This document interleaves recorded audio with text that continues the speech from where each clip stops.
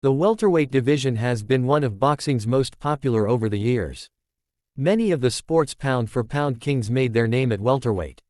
The high level of skill necessary to succeed at welterweight is why many greats have been considered the best fighters in the sport during their peak at welterweight. The great welterweights have made an impact on boxing for numerous generations, with stars such as Floyd Mayweather and Thomas Hearns leaving a legacy in the division.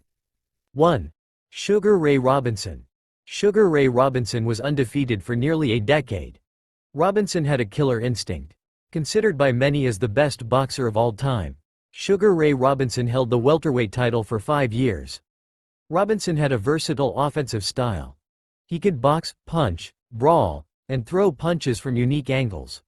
Robinson also had a strong chin, having only suffered one knockout loss during his career. Robinson often referred to boxing as a dance, and he had the perfect rhythm. 2. Floyd Mayweather. Floyd Mayweather retired undefeated. Floyd Mayweather won the lineal welterweight title on 2 occasions. Floyd Mayweather is one of the most accurate boxers of all time.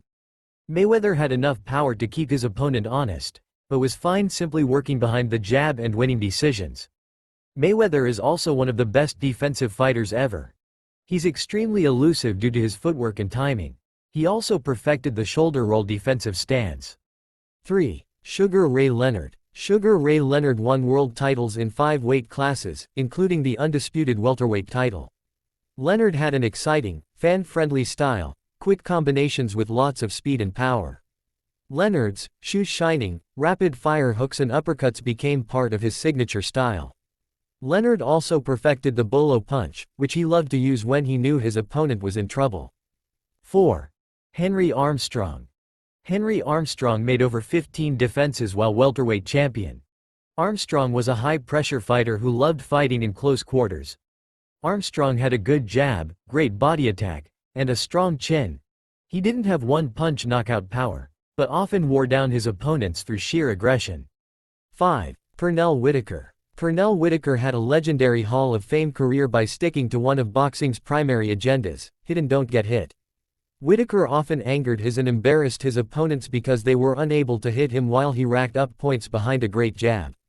Whitaker was an entertainer who liked to have a good time in the ring. The former welterweight champion also reigned as the unified lightweight champion and won titles at light welterweight and light middleweight.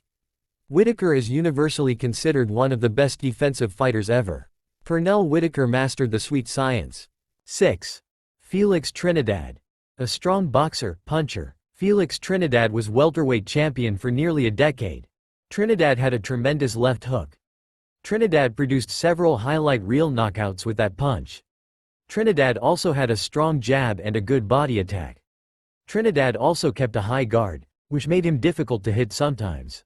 7. Kid Gavlin. Welterweight king Kid Gavlin had a somewhat technical style. Gavlin had excellent footwork, which he showed off defensively to avoid punches. Offensively, Gavlin preferred to box behind his jab, but he would definitely fight aggressively. He'd throw power shots from unorthodox angles, which often surprised and hurt his opponents. Kid Gavlin reigned as undisputed welterweight champion for 3 years. Gavlin would often switch styles during fights. 8. Thomas Hearns. The first boxer to win world titles in 5 weight classes, Thomas Hearns was a feared puncher. He was immortalized in boxing history through his wars with Sugar Ray Leonard and Marvin Hagler. With a long and lean physique, Hearns had extreme power in his right hand.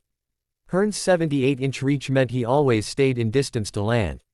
Like most knockout artists, once Hearns had his opponent hurt on the ropes, the fight was over. Hearns had a 90% knockout rate at welterweight.